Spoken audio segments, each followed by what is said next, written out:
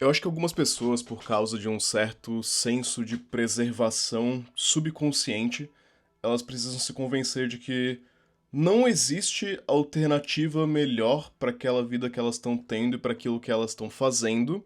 Logo, qualquer possível ataque àquilo, qualquer momento que você identifica que algo tá errado, você tem que se convencer de que não, isso é natural e todo mundo sente isso e todo lugar é assim e não existe nenhuma possibilidade de melhora. Eu vejo muito isso, eu vejo que, assim, quando você começa a conversar sobre, basicamente, identificar os problemas que você tem na vida e consertar esses problemas, você acaba caindo na internet. Na internet é muito ruim com as nuances da vida. Você acaba sendo colocado ou no campo de que você é um absoluto comunista, ou no campo de que você é um coach. É, ou eu preciso externalizar e falar que tudo na minha vida, absolutamente nada, é culpa minha, ou eu preciso falar que não, todas as coisas eu consigo fazer se eu quiser, eu consigo ser um atleta da NBA, mesmo tendo 1,67 de altura, né? Algo que não faz o menor sentido. E a realidade para todo mundo que não vive nesse mundo de extremos, para todo mundo que percebe o óbvio do senso comum, é que existe um ponto de partida que vai ser determinado pelas suas condições, pela sua genética e tal. Só que a partir desse ponto de partida, mudança para qualquer um dos lados é extremamente possível.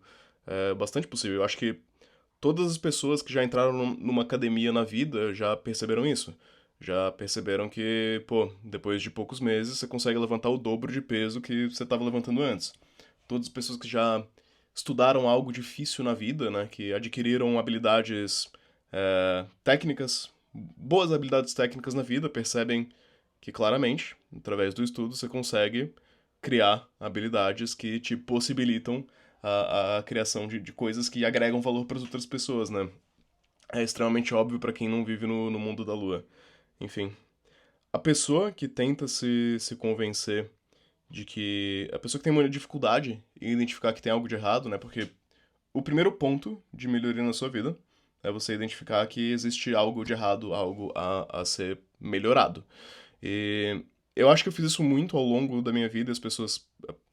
Parece, dá a entender que eu tô sempre insatisfeito, né? Eu mudei de emprego umas. Cara, uma vez por ano. Nos últimos 6 anos. Mais ou menos uma vez por ano. Duas vezes não foram por opção minha, né? Quer dizer, uma foi por opção minha, mas não conto como opção, porque a opção era, enfim, trabalhar num projeto com uma empresa gringa dentro da empresa que eu tava trabalhando. Mas, enfim, da outra vez a empresa quase faliu e demitiu todo mundo. Então, eu tô sempre mudando de emprego. O que dá a entender que parece que eu tô sempre insatisfeito, eu tô sempre procurando por algo melhor. O que dá a entender que parece que eu tô sempre satisfeito. Mas a questão é que, vivendo no dia a dia, vamos supor que 95% das coisas que você faz no dia a dia te agradam e 5% de algo te incomoda. O fato de eu tentar mudar esses 5% com bastante proatividade não significa que eu esteja infeliz ou insatisfeito. Significa que eu identifiquei algo que eu consigo mudar.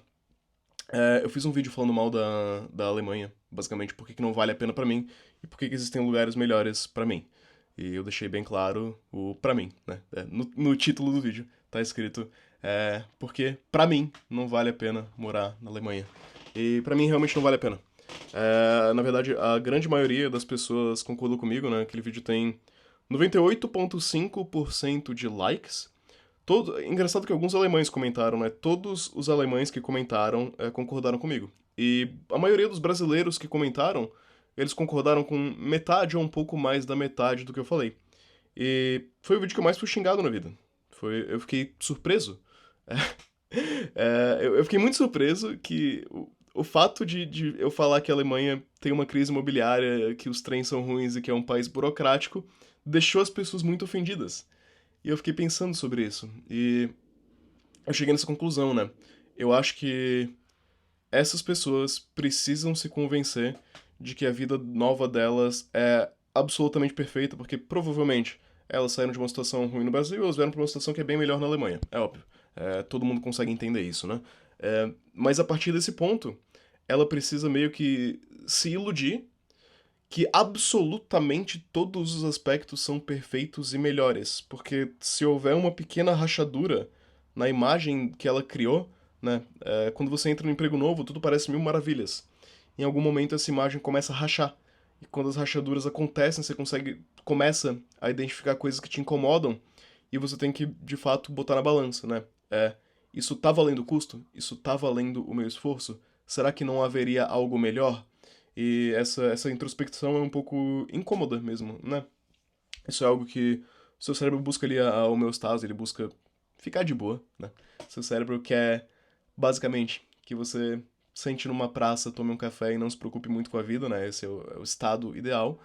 Mas a partir do momento que as coisas começam a te incomodar e você começa a perceber elas, você tem duas opções. Você pode fazer algo para tentar mudar, ou você pode aceitar esses contras como parte da sua vida, botar na balança e falar, olha, talvez eu não queira colocar esforço suficiente para mudar. É perfeitamente compreensível, tá? Inclusive, por exemplo, uma pessoa que, sei lá, prestou um concurso público no Brasil e tá ali ganhando 10, 12 mil reais, é um salário bom pro Brasil. Dificilmente essa pessoa vai conseguir um salário maior na iniciativa privada. Não é impossível. Ela pode conseguir. Ela pode se desenvolver ao ponto e se posicionar no mercado de trabalho e com muito esforço e dedicação e sorte também e contatos certos, você consegue uma carreira possivelmente melhor. Será que vale o esforço? Será que vale colocar na balança? De repente, você aceita que, pô, eu tô aqui num trabalho que 5% dele me incomoda, eu percebo esse 5%, né, pra eu não ter uma dissonância cognitiva bizarra, pra eu não me iludir e pra eu saber que, né, existem pontos positivos e negativos da vida e eu escolhi esses pontos positivos e esses pontos negativos pra seguir. Agora, eu não tenho pena, eu não tenho a menor pena de perdedores. E eu vou especificar muito bem que, pra mim, a pessoa que é um perdedor é aquela pessoa que não tenta, que sequer tenta, né? Tá tudo bem você perceber que você tá numa situação que você gosta, e mesmo que não seja a situação perfeita, né? E você falar, não, tô ok, eu tô satisfeito com essa situação na minha vida, mesmo sabendo que não é perfeita, porque ou eu não quero botar esforço suficiente pra mudar essa situação, ou eu acho que eu não vou conseguir. Tá ok, tá perfeitamente adequado.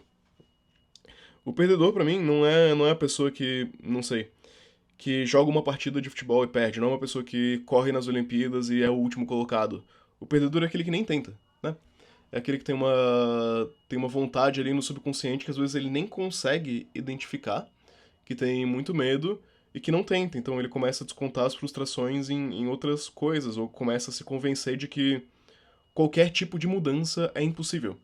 A pessoa que se convence que qualquer tipo de mudança é impossível, e claro, alguns tipos são muito difíceis, né? Por exemplo, eu não consigo virar um bom jogador de basquete, pô, eu tenho 29 anos de idade. Se eu quiser virar. Seria uma ilusão eu achar que eu posso virar um bom jogador de basquete a essa altura da vida. Mas eu poderia, é perfeitamente factível, se eu quisesse, eu poderia virar um médico, certo? É o quê? Eu sou inteligente, 2, 3 anos estudando, eu consigo passar numa particular, eu consigo cursar particular, eu consigo daqui a 10 anos ser médico. Eu não quero. Mas se eu quisesse, é, eu me acharia um perdedor por não tentar. E eu vejo que isso é o que leva. Se você olhar na internet, qualquer post, tá?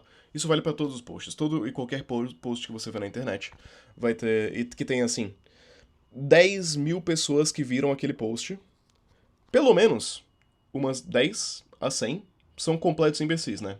Acho que a gente pode concordar que pelo menos 1% das pessoas no planeta são completos imbecis. Acho que tá ok. Não é muito controverso isso. A gente também pode concordar, e tem estatística que aponta pra isso, que 1 a 3% das pessoas apresentam muitos traços de psicopatia ou sociopatia. Sim, esse é um número real. Quando você posta um vídeo e 1.000 pessoas assistem, é muito provável que 10, pelo menos 10 dessas pessoas sejam psicopatas ou sociopatas. Então, quando te xingarem como me xingaram, pode levar isso em consideração, tá? 10% das pessoas. Nossa, que 10? 1% das pessoas provavelmente são psicopatas ou sociopatas, e se você postou um vídeo que 1.000 pessoas viram e 10 te xingaram, possivelmente tá aí sua resposta. Mas enfim. Eu fiz esse vídeo porque eu tenho visto cada vez mais muita gente frustrada na internet e eu quero que você levante a seguinte questão. Por que que outra pessoa, na casa dela, falando sozinha, no microfone, te incomoda tanto? Porque assim, das duas, uma, né? A- das três, uma. A maioria das frustrações na vida você consegue mudar, você consegue ir embora, ou você consegue conviver com isso, né? Muito provavelmente as frustrações caem em uma dessas três. Seu emprego te incomoda, você possivelmente consegue mudar de emprego, né? Isso é uma possibilidade. A maioria das pessoas, durante a vida delas, vai mudar, atualmente, vai mudar de emprego pelo menos umas 5 vezes. Perfeitamente normal. Ou você consegue conviver com essa frustração?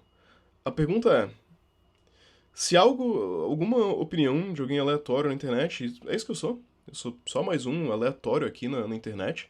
Não tem nenhum motivo especial pra você dar ouvidos pra mim, além do fato de que possivelmente você gosta de mim. E se você não gostar, você não tem por que estar aqui, não faz o menor sentido. Por que que essas pessoas te incomodam tanto? Por que que outras pessoas na internet, escrevendo coisas, postando fotos, vídeos, te incomoda tanto? Será que isso não é uma insegurança sua? É uma pergunta legítima. Porque, assim, se a internet te incomoda tanto, se essas pessoas te incomodam tanto, você pode bloquear elas, você pode parar de usar esses aplicativos, você pode tentar melhorar o seu feed de algoritmo, que na verdade é bem fácil. Você clica ali no. Todas as plataformas têm. Não gosto desse tipo de post. E esse tipo de post para de aparecer, né? Se essas coisas te incomodam tanto ao ponto de você descontar a frustração na internet aos ventos, aos ares, de repente tá no momento de você olhar pra dentro e perguntar, cara, tem algo que tá me deixando muito satisfeito. Pessoas felizes com a própria vida não ficam discutindo muito na internet, eu acho, né? É, eu tenho essa impressão, porque a maioria das discussões que eu entro na internet eu faço pros meus vídeos, pra ganhar dinheiro. É pura e simplesmente assim, né? Você raramente vai ver eu me estressando numa discussão, e quando eu me estresso, é de fato um erro meu. Você raramente vai ver eu fazendo isso. Quando não seja pra pegar isso e transformar isso numa oportunidade de ensinar algo pra alguém. É claro, ganhar dinheiro, isso daqui é o meu segundo emprego, né? É o meu primeiro emprego é ser desenvolvedor de software, é o que paga minhas contas. Meu segundo emprego é ser uma personalidade de internet. É, mas não paga minhas contas, não faz tanta diferença. Eu podia largar isso aqui amanhã e tá ok. Ia tá tudo bem. Enfim, fica a reflexão. Acho que todas as frustrações que você tem na vida, é importante que você identifique que elas existem, porque, né, a partir do momento que você não mente pra si mesmo, que você é sincero consigo mesmo, que você identifica que sim, isso é um problema, você pode dar uma às três coisas, né? Você pode consertar esse problema. Alguns problemas são grandes demais e você não consegue consertar por conta própria. Então você pode ir embora, sair desse problema, certo? Se você tem amigos que te tratam mal, eles não são seus amigos. Você pode ir embora. Você pode bloquear e nunca mais falar com eles. O mesmo vale pra qualquer tipo de relacionamento, pra qualquer tipo de emprego, pra qualquer país. Enfim, é isso que eu vou fazer, inclusive. Eu vou sair da Alemanha, porque eu não gosto de passar muito tempo aqui. Eu passo alguns meses do ano aqui na Alemanha porque minha namorada, que é brasileira, também mora aqui, então gosto de passar uns meses com ela. Mas eu não gosto do país, né? É um trade-off que eu tenho que escolher pra mim mesmo, né? Vale a pena eu passar uns meses num país que eu não gosto pra estar com ela durante mais alguns meses do ano. Acho que pra mim faz sentido. E não faz sentido eu me mudar pra cá permanentemente por causa de todos os contras desse país. Enfim, acho que por hoje era isso. Quando você identifica algo, quando algo te frustra, Nietzsche já falava isso, né? As emoções revelam coisas muito interessantes pra você se você prestar atenção nelas, né? Tenta não ignorar. Quando você tá muito frustrado com algo, provavelmente tem algo de errado e tem algo que você consegue mudar, ou ignorar, ou abraçar essa frustração e viver com isso. Um dos três.